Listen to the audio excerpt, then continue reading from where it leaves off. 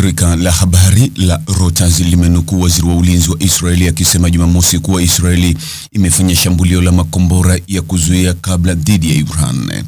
Jeshi la Israeli lilitangaza kuwa limewasha ving'ora vya tahadhari vya mashambulizi ya anga katika maeneo mbalimbali ya nchi hiyo, kuwaandaa wananchi kwa uwezekano wa kurushwa kwa makombora kuelekea Israeli kama hatua ya kulipiza kisasi.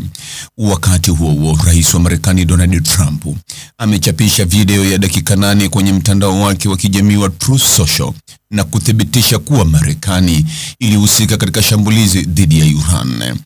Rais wa Marekani Donald Trump amesema Jumamosi ya tarehe 28 Februari mwaka 2026 kwamba Marekani ilikuwa imeanzisha operesheni kubwa zaidi nchini Iran.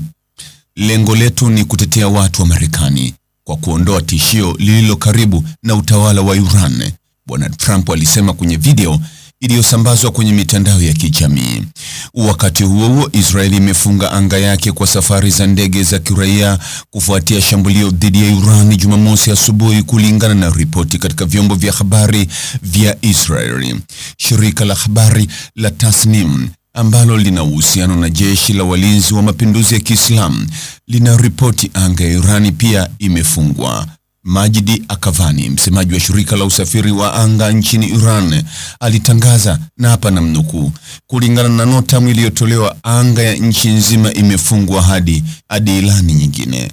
Wakati huo huo, Wizara ya Afya ya Iran imetangaza kuwa hospitali ziko katika hali ya kusubiri na kwamba idadi ya waliojeruhiwa itatangazwa baada ya uthibitisho wa mwisho.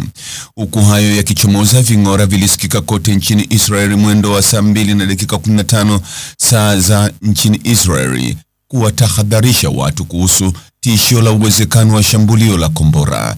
Mashambulizi ya Israeli yanatokea huku kukiwa na juhudi za kidiplomasia kati ya maofisa wa Marekani na Irani kufikia makubaliano ya kukomesha mpango wa nyuklia wa Iran na kuepusha vita, na mazungumzo yalitarajiwa kuendelea wiki ijayo.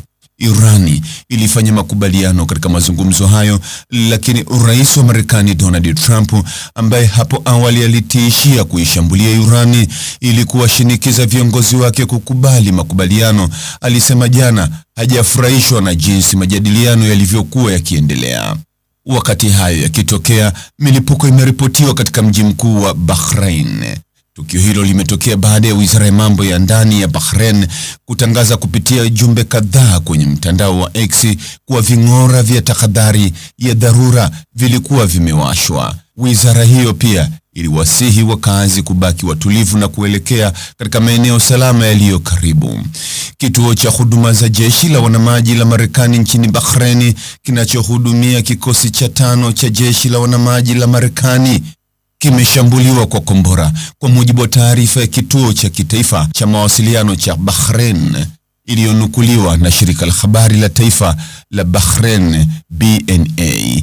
Taarifa hiyo ilisema, na hapa na nukuu, maelezo zaidi yatatolewa kwa wakati mwafaka bila kutaja nchi iliyohusika na shambulio hilo, mwisho wa kunukuu. Wananchi wamehimizwa kufuata maelekezo yanayotolewa na mamlaka husika na kupata taarifa kutoka vyanzo rasmi pekee.